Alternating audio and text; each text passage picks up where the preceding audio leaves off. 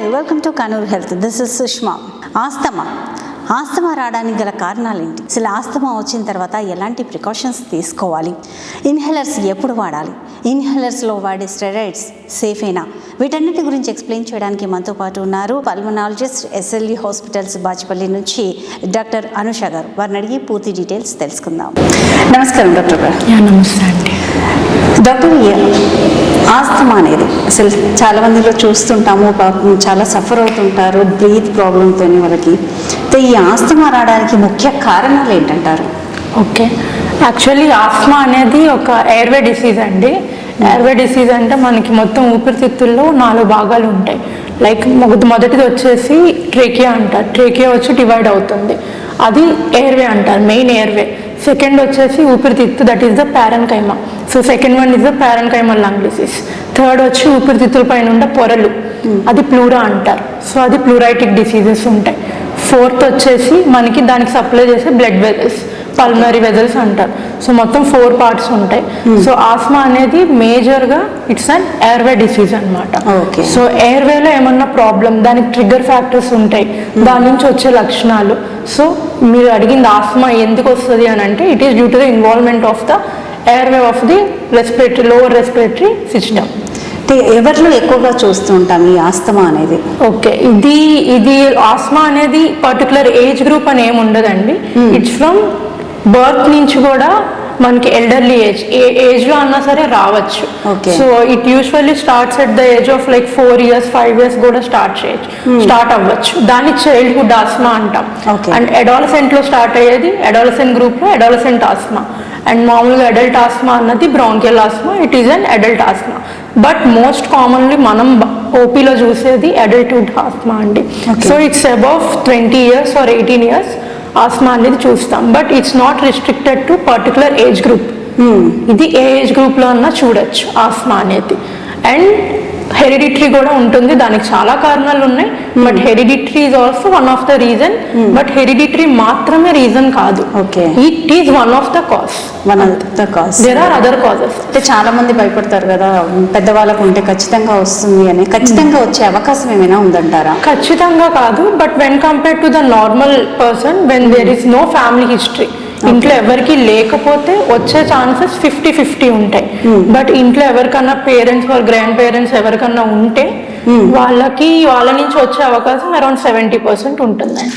ఇప్పుడు చిన్నపిల్లల్లో ఆస్తమా వస్తుంది, వాళ్ళని ఎలా గుర్తించాలి? అండ్ ఇంకొకటి ఏంటంటే, చిన్నపిల్లలకి పెద్దవాళ్ళకి వచ్చే ఆస్తమాలో వేరియేషన్స్ ఎట్లా ఉంటాయి? వేరియేషన్స్ అంటే like first I will speak with the adult asthma because I'm a pulmonologist. So నేను మేజర్లీ డీల్ చేసేది అడల్ట్స్ తో. పీడియాట్రిషియన్స్ చూస్తారు.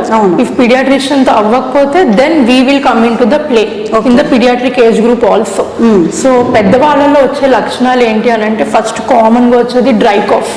అది కంటిన్యూగా ఉంటుంది for around more than 1 month. So most common వచ్చేసి డ్రై కాఫ్ అండి. రెండు వచ్చేసి ఆయాసం, నడుస్తుంటే ఆయాసం. అందులో మనకి గ్రేడింగ్స్ ఉంటాయి. సో నడుస్తేనే వస్తుందా, కూర్చుంటే కూడా వస్తుందా, మెట్లు ఎక్కుతుంటే వస్తుందా, that depends on the grading. So అది రెండో లక్షణం. మూడో లక్షణం అన్నది వీజింగ్ అన్నమాట. వీజింగ్ అంటే పిల్లి కూతలు, సో ఆర్ విజిలింగ్ సౌండ్స్ అంటాం. సో మనం గాలి తీసుకుంటుంటే వాళ్ళకి అండ్ పక్క వాళ్ళకి కూడా సౌండ్ వినిపిస్తుంది, అది వీజింగ్. అండ్ 4 వచ్చేసి చెస్ట్ టైట్నెస్, ఛాతీ బాగా టైట్ గా పట్టేసినట్లు, లైక్ మనం ఒక టైట్ డ్రెస్ వేసుకున్న, టైట్ గా ర్యాప్ చేసుకున్న ఎట్లయితే అనిపిస్తుందో, సో అట్లాంటి టైట్నెస్ అట్లా కూర్చున్నా సరే పడుకున్నా సరే అనిపిస్తుంది. So these are the 4 symptoms, common symptoms. ఇవి పిల్లలు అయితే మనకి చెప్పలేరు. సో పిల్లల్లో ఏంటి అన్నది, దగ్గు అన్నది ఎట్లా అని అడల్ట్స్ చూస్తాం, దగ్గుతుంటారు. And most commonly dry cough అండి. స్ఫూటం ఉండదు, డ్రై కాఫ్ ఉంటుంది. అండ్ రెక్కలు ఎగరేయడం అంటారు. అంటే రిప్స్ ఉంటాయి. సో రిప్స్ అన్నవి బ్రీతింగ్ ఫాస్ట్ గా ఉండడం వలన రిప్స్ అన్నవి కొంచెం పైకి, నార్మల్ బ్రీతింగ్ లో కాకుండా mother can recognise that. So రెక్కలు ఎగరేస్తున్నారు మా బాబు అని చెప్పి వచ్చి మనకి ప్రెజెంటేషన్ ఉంటుంది. అండ్ నార్మల్ గా ఊపిరి తీసుకోవడం కంటే ఊపిరి అనేది ఎక్కువ సార్లు తీసుకుంటారు. అండ్ కొంతమందిలో బ్లూగా కూడా మారుతారు పిల్లలు, అది కొంచెం rare. If it is associated with heart disease కూడా ఉంటే దట్ ఈస్ కార్డియాక్ ఆస్మా అంటాం పిల్లల్లో. సో బ్లూగా మారితే అది కూడా వన్ ఆఫ్ ద సైన్ అన్నమాట. ఎలాంటి ట్రీట్మెంట్స్ ఉన్నాయి ఆస్తమాకి సంబంధించి? ఓకే, ట్రీట్మెంట్ మాట్లాడే ముందు it's better to speak how to investigate అనమాట. సో మనకి ఎట్లాగా ఆస్మా ఎందుకు వచ్చింది అన్న దానిపైన ట్రీట్మెంట్ కూడా డిపెండ్ అయి ఉంటుంది. ఫస్ట్ ఆఫ్ ఆల్ వీటికి ఏమైనా టెస్టులు చేయించాల్సిన అవసరం ఉంటుందండి? యా, ఉంటుందండి. ఎలర్జిక్ టెస్ట్స్ ఉంటాయి. అంటే మనకి most common cause of asthma వచ్చేసి డస్ట్ ఎలర్జీ. మన కామన్ లాంగ్వేజ్ లో మాట్లాడితే it's dust allergy. But allergy అన్నది దేంతో అన్న కాజ్ అవ్వచ్చు. సో ట్రిగ్గర్ ఫ్యాక్టర్స్ అన్నవి dust is the most common. Second వచ్చేసి పోలెన్ గ్రెయిన్స్. మనకి ప్లాంటేషన్ గార్డెనింగ్ ఇంట్రెస్ట్ ఉన్న వాళ్ళు, సో పోలెన్స్ ఉంటాయి, అవి మనకి మైక్రోస్కోపిక్ ఉంటుంది, కనిపించదు. సో పోలెన్ గ్రెయిన్స్ అన్నది మోస్ట్ కామన్. థర్డ్ వచ్చేసి పెట్ యానిమల్స్. సో అది డాగ్ కానీ క్యాట్ కానీ పీజన్స్ కానీ, ఫర్ ఉంటుంది, ఫెదర్స్ ఉంటాయి. సో అది కూడా మోస్ట్ కామన్ ట్రిగ్గర్ అన్నమాట. ఇప్పుడు మన ఇండియన్ సినారియోలో చూసే కామన్ థింగ్స్ అయితే నేను నీకు చెప్పాను. సో ఇది కాకుండా hereditary is always there. Hereditary అన్నది ఎప్పుడు ఉంటుంది. సో ఇవి కాజెస్. సో దానికి ఏం టెస్ట్లు చేయించుకోవాలి అని అంటే నీ రక్త పరీక్షలు ఉంటాయి. సో ఆ రక్త పరీక్షలు చేయించుకోవాలి. దాని తర్వాత chest X-ray basic, and 3 PFT అంటారు, స్పైరోమెట్రీ, పల్మరీ ఫంక్షన్ టెస్ట్ అంటాం. సో లంగ్ కెపాసిటీ ఎంత ఉంది. సో ఈ 3 చూసుకొని we will start the treatment. And ఈ 3 కంటే ఇంపార్టెంట్ కూడా క్లినికల్ డయాగ్నోసిస్. సో స్టెప్ పెట్టుకొని చూడడం. అండ్ ఆస్తమా సివియారిటీ ఇండెక్స్ అని చెప్పి ఉంటుంది. So we are having some questionnaires. So ఆ క్వశ్చనర్స్ అంతా చూసుకొని patient falls into which category, మైల్డా, మోడరేటా, సివియరా. సో దాన్ని బట్టి will plan the treatment. Treatments ఏమేమి ఉన్నాయి, ఎలా ఉంటాయి ట్రీట్మెంట్స్ ఎట్లా ఉంటాయి అని అంటే ఆస్మాకి మేజర్ ట్రీట్మెంట్ వచ్చేసి ఇన్హేలర్ థెరపీ అండి. Inhaler therapy in the sense, ఆ ఇన్హేలర్ అన్నది మనం పఫ్ చేసుకోవడమే ఇన్హేలర్ కాదు. The thing is I should tell that inhalational therapy. So it's not inhaler. Inhalational therapy is the major route of treatment for the asthma. So inhalational therapy అన్నది మనకి చాలా రకాలు ఉంటాయి. సో ఫస్ట్ వచ్చేసి nebulisers. అది పిల్లల్లో ఎక్కువ వాడతాం, అండ్ పెద్దవాళ్ళలో కూడా వాడతాము, బట్ చిల్డ్రన్ లో మోస్ట్ కామన్. సో నెబులైజర్ అన్నది one form of inhalational therapy. Second వచ్చేసి మీకు అందరికి తెలిసింది ఇన్హేలర్స్. దాన్ని మా మెడికల్ టర్మ్ లో MDI అంటాం. అండ్ ఆ ఇన్హేలర్ లోనే DPIs కూడా ఉంటాయి. సో DPIs అంటే జస్ట్ టాబ్లెట్ పెట్టి నోట్లో పెట్టి పీల్చుకునేది. సో ఇట్స్ నాట్ లైక్ మనం టాబ్లెట్ వేసుకున్నట్టు వాటర్ వేసుకొని తాగేది అట్లా కాదు. So inhalational therapy is the standard therapy for the asthma. And treatment steps antara, there are 5 steps in the treatment andi. So depending on the severity grading, నేను questionnaire అది అడుగుతామని చెప్పాం కదా, ఆ severity grading ప్రకారం అండ్ రక్త పరీక్షల్లో ఉన్న values ప్రకారం, PFT లో వచ్చిన severity ప్రకారం ఇవన్నీ చూసుకొని ఏ స్టెప్ ఆఫ్ ట్రీట్మెంట్ ఇవ్వాలి, weather will go for step 1 or step 2 or step 3, step 4, step 5. So step 5 is the last resort of the treatment. అంటే ఈ స్టెప్ 4 అన్ని కూడా మనం వాడేసి అప్పటికి కంట్రోల్ అవ్వట్లేదు అని అంటే step 5 is the advanced treatment. ఇప్పుడు ఇన్హలేషన్ థెరపీ చెప్పారు ఇందాక మీరు, అండ్ మామూలుగా మెడిసిన్స్ కూడా ఇస్తుంటారు. అసలు ఈ మెడిసిన్స్ కి ఇన్హలేషన్ థెరపీకి డిఫరెన్స్ ఎలా ఉంటుంది, అసలు ఏది మంచిది అంటారు? ఓకే, మెడిసిన్ ఇచ్చేది ఏంటి అని అంటే ఎలర్జీ కోసం ఇస్తారు. ఎలర్జీకి ఉంటుందండి, ఎలర్జీకి టాబ్లెట్స్ ఉంటాయి, యాంటీహిస్టమిన్స్ అంటాం మనం. సో యాంటీహిస్టమిన్స్ అన్నది ఎలర్జీకి ఉంటాయి. So along with the inhalational therapy అప్పుడు అక్యూట్ ఎగ్జాసర్బేషన్ వచ్చినప్పుడు టాబ్లెట్స్ కూడా యూజ్ అవుతాయి, ఇంజెక్షన్స్ కూడా యూజ్ అవుతాయి. బట్ మెయింటెనెన్స్ థెరపీ అన్నది ఎప్పుడు ఒకటి ఉండాలి. So and one thing I wanted to let you know you people is like BP sugar ఉంటుంది కదండి. సో బీపీ షుగర్ ఉన్న వాళ్ళకి ఎవరైనా వచ్చిన పేషెంట్స్ ఉంటే వాళ్ళు లైఫ్ లాంగ్ టాబ్లెట్స్ యూజ్ చేస్తారు, రైట్? లైఫ్ లాంగ్ యూజ్ చేస్తారు. బట్ వాళ్ళకి బీపీ పెరిగినప్పుడే టాబ్లెట్ వేసుకుంటారా? అట్లా కాదు కదండి. సో ఆస్తమా కూడా అట్లాంటిదే. సో వన్స్ ఆస్తమా ఉంది అని అంటే it is a life long disease, to be frank. Life long medicine వాడాల్సిందే అంటారా? ఓకే, సో మామూలుగా అయితే సీజనల్ వైజ్ గా యూజ్ చేస్తారు అని విన్నాను, కానీ depends on the trigger factor. అదే నేను చెప్పింది, there are types of asthma. Occupational related asthma ఉంటుంది, ప్రెగ్నెన్సీ రిలేటెడ్ ఆస్మా ఉంటుంది, స్ట్రెస్ రిలేటెడ్ ఆస్మా ఉంటుంది, అండ్ ఈ allergy and pollen related asthma ఉంటుంది. మనకి మోస్ట్ కామన్గా చూసేది allergy and pollen related asthma అండి. బట్ అందులో మనకి ట్రీట్మెంట్ ఇందాక టైప్స్ అడిగారు మీరు. సో ఇన్హలేషనల్ థెరపీలో కూడా maintenance therapy and reliever therapy అని రెండు ఉంటాయి. ఓకే. రిలీవర్ థెరపీ అన్నది మీరు చెప్పినట్టు లైక్ మనకి ఎప్పుడైతే బాగా ఎగుపిరి వచ్చిందో, ఎప్పుడైతే డస్ట్కి ఎక్స్పోజ్ అయినప్పుడు ఆయాసం అది పెరిగిందో అప్పుడు రిలీవర్ ఇన్హేలర్ అనేది వాడాలి. ఓకే. బట్ మెయింటెనెన్స్ థెరపీ అని ఒకటి ఉంటుంది, అది కూడా ఇన్హేలర్స్ ఆర్ నెబులైజర్స్. ఓకే. అది ఎప్పుడు వాడుతూ ఉంటే మనకి ఎగ్జాసర్బేషన్స్ అనేవి తగ్గుతాయి, అప్పుడు రిలీవర్ మీద డిపెండ్ అవ్వడం అన్నది తగ్గుతుంది. Okay. So it is to prevent the exacerbation ఒక మెయింటెనెన్స్ థెరపీ అన్నది వాడుకోవాలి. లైక్ బీపీకి అదే చెప్తున్నా, రోజు బీపీ టాబ్లెట్లు వాడతారు. సో బీపీ హై అవ్వే ఛాన్సెస్ తక్కువ ఉంటాయి. బట్ మీరు 1 వీక్ బీపీ టాబ్లెట్లు వాడకపోతే హై అవుతుంది బీపీ. సేమ్ ఇట్లానే ఆస్మా కూడా, బట్ దీనికి టైం పీరియడ్ తక్కువ ఉంటుంది. సో లైక్ 1 వీక్ 10 days అట్లా కాదు.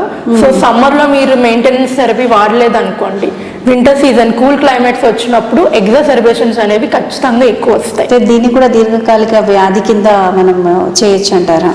చేయొచ్చు. ఓకే. ఎందుకంటే ఇప్పుడు మనం మామూలుగా షుగర్ని, బీపీని మనం దీర్ఘకాలిక వ్యాధి అన్న ఒక వర్డ్ అయితే మనం యూజ్ చేస్తుంటాం. మనం దీన్ని కూడా ఆ కేటగిరీకి తీసుకోవచ్చు. ఆ కేటగిరీకి తీసుకోవచ్చానంటే it is a chronic disease అండి. అదైతే ఫర్ షూర్ ఇది క్రానిక్ డిసీజెస్. బట్ మన అక్యూట్ ఎగ్జాసర్బేషన్స్ అన్నది ప్రివెంట్ చేయొచ్చు. ఓకే. సో అది కంట్రోల్ లో పెట్టుకోవడానికి మాత్రమే మెయింటెనెన్స్ థెరపీ అండి. సో మెయింటెనెన్స్ థెరపీ అన్నది ఇన్హేలర్సే, టాబ్లెట్స్ అవసరం లేదు.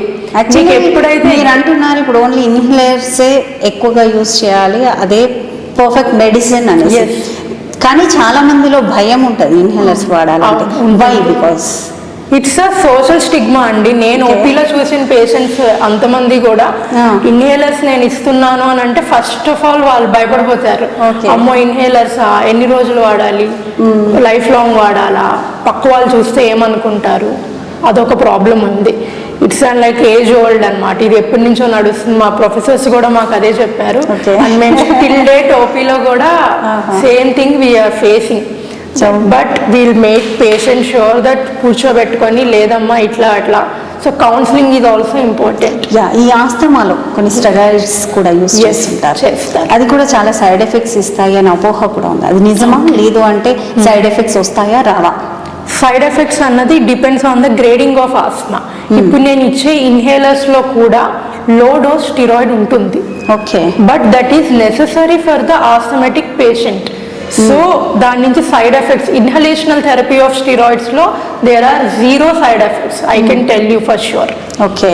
Okay. And but acute exacerbations వచ్చి మనకి బాగా ఎగుపిరి అయిపోయి సాచురేషన్ లెవెల్స్ డ్రాప్ అయిపోయి పేషెంట్ అడ్మిట్ అయినప్పుడు sometimes we give IV steroids also. But అది for some small span of time మాత్రమే ఇస్తాం. హాస్పిటల్లో ఉండి ఆయన్ని స్టెబిలైజ్ చేసే వరకు, పేషెంట్ని స్టెబిలైజ్ చేయడానికి ఐవి స్టిరాయిడ్స్ ఇస్తాం.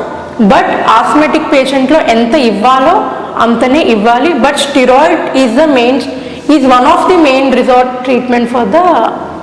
భయపడాల్సిన అవసరం లేదంటారు స్టిరాయిడ్ తీసుకుంటే. ఇన్హలేషనల్ థెరపీలో అసలు స్టిరాయిడ్ తీసుకుంటే దేర్ ఆర్ 0% రిస్క్.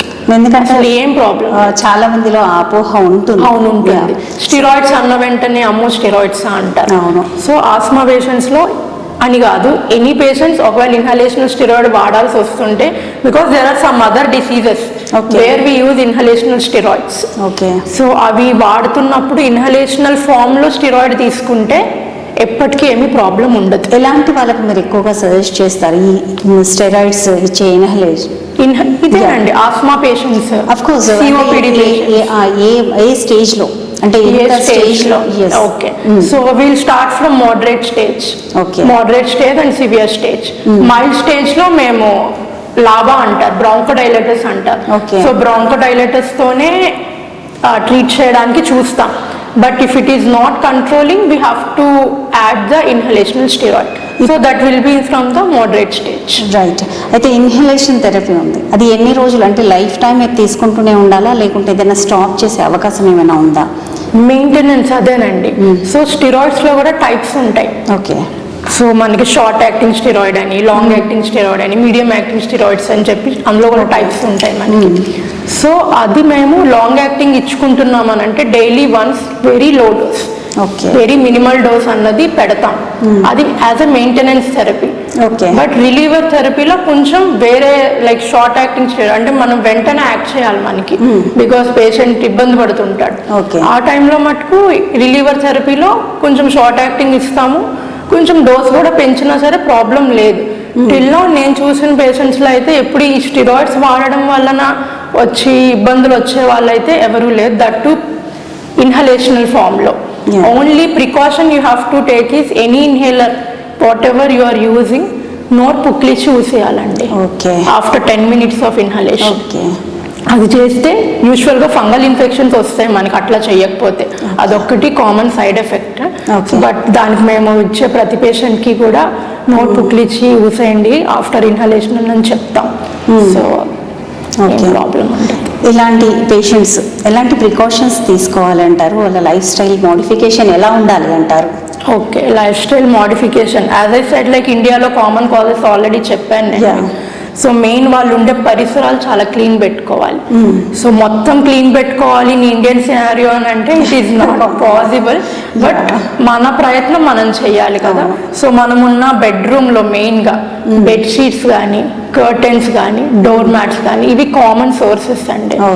డస్ట్ అని కాదు, ఒక పోలెన్ ఉంటాయి దాని మీద, ఎలర్జెన్స్ అంటారు, నాట్ పోలెన్, ఎలర్జెన్స్ అంటారు. సో ఆ ఎలర్జెన్స్ కి దూరం ఉండాలి.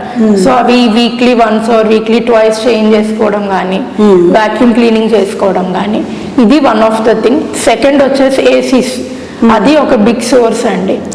ACs are the big source and big trigger for the asthmatic patients. So అది ఏసీస్ కూడా సర్వీసింగ్ అవి చేయించుకోవాలి. థర్డ్ వచ్చేసి పెట్ యానిమల్స్ కి దూరం ఉండాలి. అండ్ ఇఫ్ పాసిబుల్ ఇంట్లో ఎయిర్ ప్యూరిఫైయర్స్ కూడా అరేంజ్ చేసుకోవచ్చు. బాగా సివియర్ ఆస్మా ఉన్న వాళ్ళు air purifiers, it's just like an water purifier. Water ఎట్లా అయితే ప్యూరిఫై అవుతుందో మన బెడ్రూమ్ లో ఎయిర్ కొంతవరకు ప్యూరిఫై అవుతుంది. అండ్ వీటితో పాటు బ్రీతింగ్ ఎక్సర్సైజెస్. ఫుడ్ తో ఏమి ప్రాబ్లం లేదు, no food triggers the asthma. Only thing is ఒకవేళ GERD ప్రాబ్లం అంటారు, గ్యాస్ట్రిక్ ప్రాబ్లం, అది ఉన్న వాళ్ళకి పుల్లటి తేనుపులు అది రావడం వల్ల కాఫ్ వస్తుంది. సో GERD ప్రాబ్లమ్ ని కంట్రోల్లో పెట్టుకుంటే ఆటోమేటిక్ గా ఇది కూడా కంట్రోల్లో ఉంటుంది. సో ఆ GERD కొంతమందికి పుల్లటివి తింటే ట్రిగ్గర్ అవుతుంది, లైక్ సిట్రస్ ఫ్రూట్స్ అట్లాంటివి. సో అవి అవాయిడ్ చేసుకోవచ్చు. బట్ యాజ్ ఎ సచ్ ఆస్మాకి ఇవి తినకూడదు, అవి తినాలి, అవి తినాలి, ఇవి తినాలి.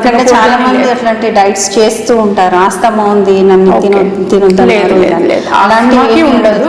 బట్ ఫుడ్ ఎలర్జీ ఉంటుంది కొంతమందికి, లైక్ ఎగ్ కొంతమంది పడదు, ఫిష్ కొంతమందికి పడదు, లైక్ గింజలు ఉన్నవి లైక్ టొమాటో అండ్ బ్రింజల్ అంటే చల్లటి కొంతమంది చల్లటి వస్తువులు అయితే తినకూడదు.